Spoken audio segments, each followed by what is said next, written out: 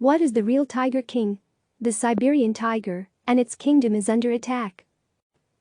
Now, it seems almost everyone with a Netflix account has watched Tiger King, or at least seen the memes.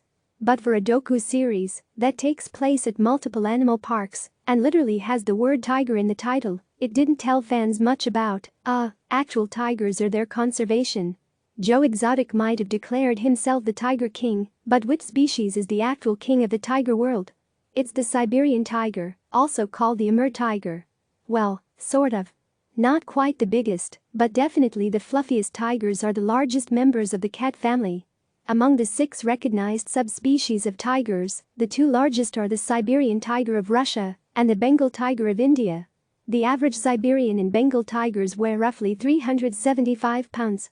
Compared to the smallest tiger subspecies, the Sumatran tiger, which is only the weight of a large adult man, these tigers are truly king-size. Some male Siberian tigers have been reported to weigh as much as 660 pounds, heavier than a grand piano. But those historical records could have suffered from some exaggeration. It turns out that Bengal tigers, on average, are probably a little bigger. This whole idea that Siberian tigers are the biggest kind of isn't true, said John Goodrich, chief scientist and senior director of the tiger program at Panthera, the global wildcat conservation organization. We looked at historical reports of these huge Siberian tigers, and they mostly came from Russian hunters 100 or so years ago, but really the animals were never really weighed, nor was there anything to substantiate it. In fact, Goodrich said if you place an average Bengal tiger and an average Siberian tiger next to each other in the summer, they would look pretty much the same. But in winter, it's an entirely different story. And that's why it's probably fair to declare Siberian tigers the winner and possibly start a feud with Bengal tiger researchers. Siberian tigers grow a thick, fluffy coat in the winter months, allowing them to survive in the freezing temperatures of Russia's Far East, where temperatures are hot in the summer but can dip to -58 degrees Fahrenheit in the winter. They are in Russia at the extreme end of their species habitat range, and we've even seen things like tigers with frostbitten toes, Goodrich said. So they can survive there, but it is stressful for them. Feasts fit for a king with all that fur and body mass, they definitely don't subsist on the likes of expired grocery store meat like the captive animals in Joe Exotic's care did. In the wild, tigers tend to kill large prey a couple of times a week and gorge on the meal, up to 90 pounds of meat, in one sitting. Tiger tongues are extremely rough to allow them to loosen the meat from the bone, said Tara Piri, a zoologist and postdoctoral researcher at the University of Reading. About 85% of Siberian tigers' diet consists of wild boar, red deer and sika deer. So conservationists working to protect the tigers in Russia are also concerned about protecting the deer and boar species from habitat loss and swine fever. Siberian tigers, and their prey, also need a lot of land to thrive in the wild. Siberian tigers are primarily solitary animals, apart from females taking care of their cubs, and they each need a habitat of about 100 to 175 square miles. That's why the largest protected land reserve in Russia only shelters 10 to 15 tigresses, according to the Wildlife Conservation Society. Even though they're solitary, they're not asocial, Goodrich said, explaining that male and female tigers will sometimes share prey and stay in regular communication.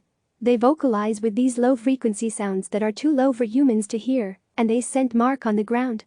Wild tigers in trouble. Sadly, there are only 500 of these tiger royalty left in the wild, 95% of which live in the Russian Far East, according to WCS. An estimated 3,900 tigers remain in the wild in total. If numbers drop too low, or populations become too isolated, they could become extinct locally, further reducing numbers of each subspecies in tigers in general, Piri said. 3 subspecies are already extinct: Caspian, Javan, and Bali tigers. The South China tiger is also critically endangered and possibly extinct in the wild. Siberian tigers are most threatened by poaching, according to Panthera.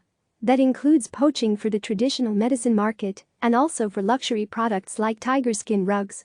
But habitat quality issues, such as logging and the removal of the pine trees that tiger prey depend on, can also impact the tigers. Land fragmentation caused by building highways can also hurt tigers in the wild, but Goodrich said Russia is doing a good job of keeping land protected. So is northeastern China, which has created a national park and prevented logging in the area where the remaining Siberian tigers are found. they've established a breeding population.